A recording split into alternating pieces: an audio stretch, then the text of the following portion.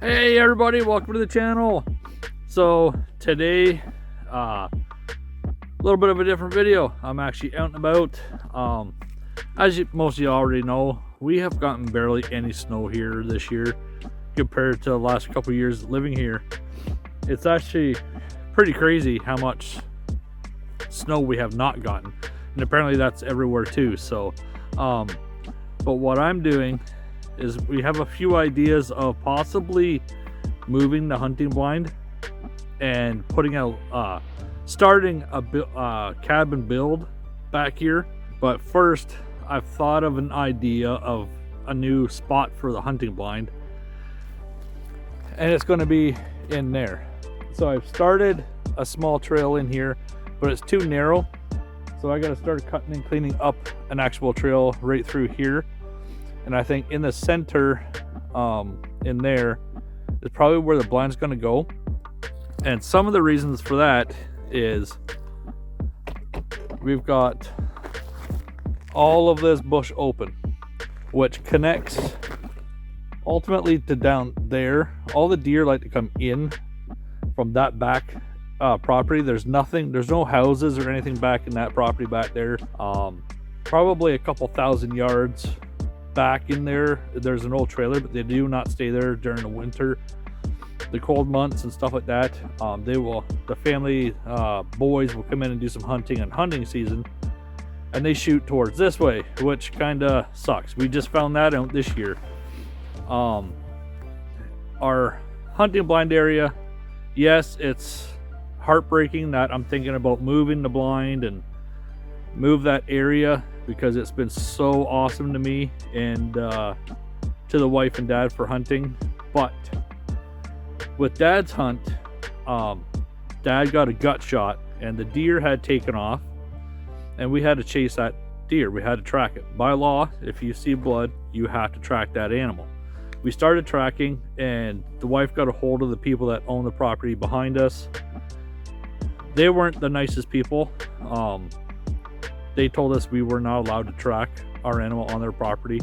So we had to call proper authorities, talk to them. They came and checked out our hunting area, found out where the blood trail started, and called those people and said they are allowed on your property to track that animal. And so we did, and we got dad's deer. But because our hunting area is so close to the border of the two properties, it was a headache. But I know if we just hunted there and that happened, we just call the proper authorities again. But who wants to keep doing that every year? I know I don't, and I know nobody else wants to. So if I move the hunting blind back here, this is probably anywhere from 500 to 1,000 yards away. Well, it's about 500 from where my blind is now to where I want to possibly put it. Well, I'm actually going to put it in here.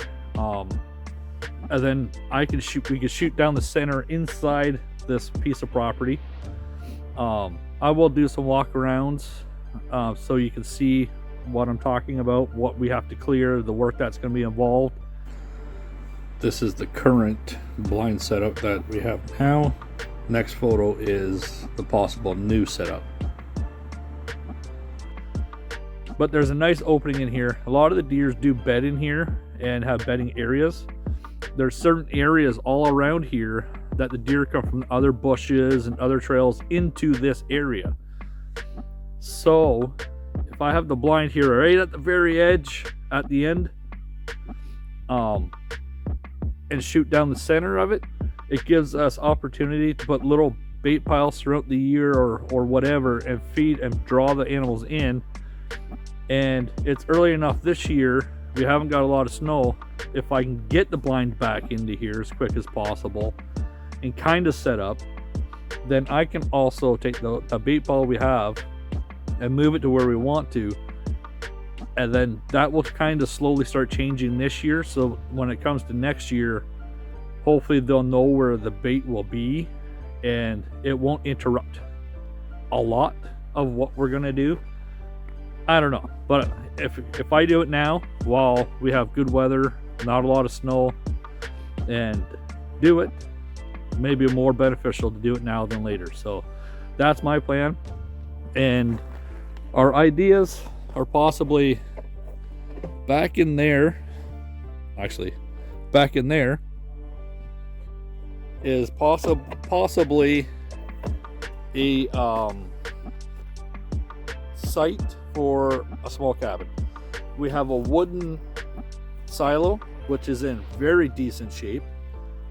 It is older, but it's in good shape. So all we have to do is basically bring it back here. We'll find a level spot, cut a path into there, which is, the silo is 15 feet wide, and so if we can get a 20-foot section cut out of there so we can take it into where we want to put it, and it's basically put some studs in, insulate, put some paneling in, and get a wood stove and a few windows and a door, and we'll have a nice little cabin that we can then start working on. But we could take all summer and do that, and we don't have to rush, we don't have any time frame. So that's a thought we have. We're thinking about taking this property here, and that's behind here, which would be approximately 4 acres of land, and take that back for ourselves and let this all grow it back into bush. A lot of this brush that we have here, a lot of this stuff will grow really fast, and we do have a lot of saplings and stuff that we can bring out and just plant and do whatever we want here. But I also want to do a tour through this section. We have not really touched this section of bush at all, because during the summer it's actually extremely thick and it's hard to walk in there. But within the next few days, I may actually venture in there and go for a nice long walk in that bush, and go as far as I can, because I've only gone in probably about 10-15 feet, and that was it, and came back out. So it'd be nice to get in there, venture around, and see what's in there. That might be a good spot in there for a cabin, we don't know.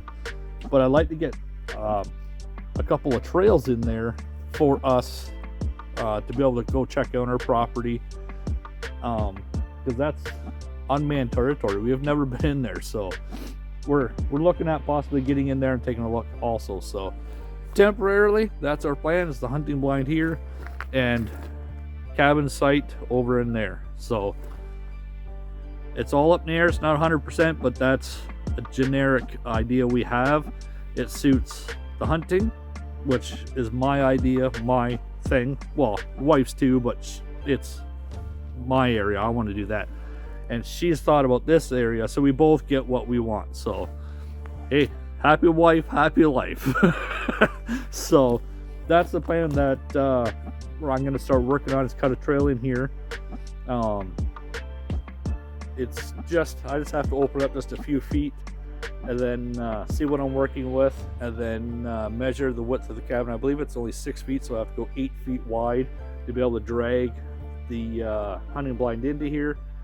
The other side I don't have to worry about, because I just need one trail. And that brings up another point. If we have the cabin back in that section of the bush, we let this all grow in, we'll just have to come to our cabin, and we can have a fire, you can do whatever you want there, and walk right over here to the hunting blind. And who cares what happens there, right? I mean, walking back and forth, less four-wheeler trips. And if there is a ditch that runs in there, and we build a bridge over the ditch, we could just four-wheeler from the house into there, and don't even have to come back here with four-wheelers. They're all during hunting season and stuff like that. Don't even need to scare off any deer.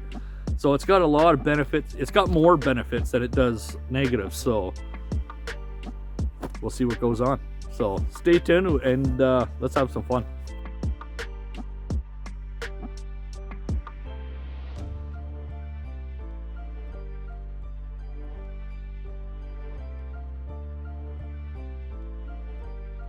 That sucks when that happens.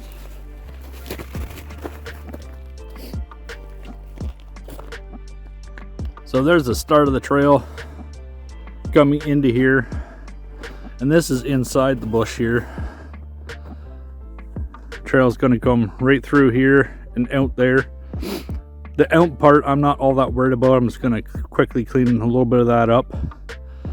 But we got a shooting lane. Like right here would be approximately, right here would be our shooting window.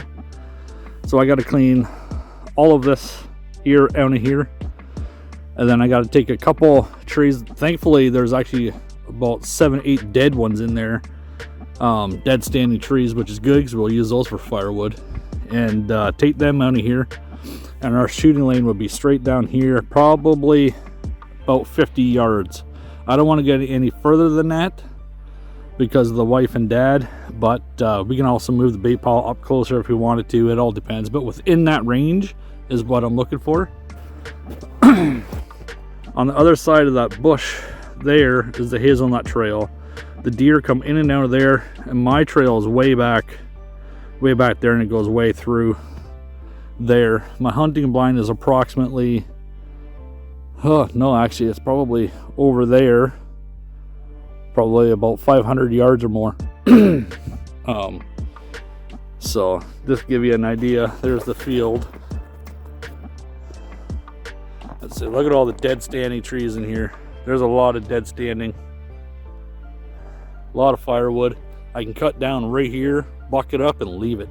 So that is the start of the trail making for the new hunting blind area. Hunting blind, again, it's on skis and stuff. It'll move easy. All I have to do is take all the stovepipe out from the wood stove and get my chain attached to it again and just pull it right back here once this is ready.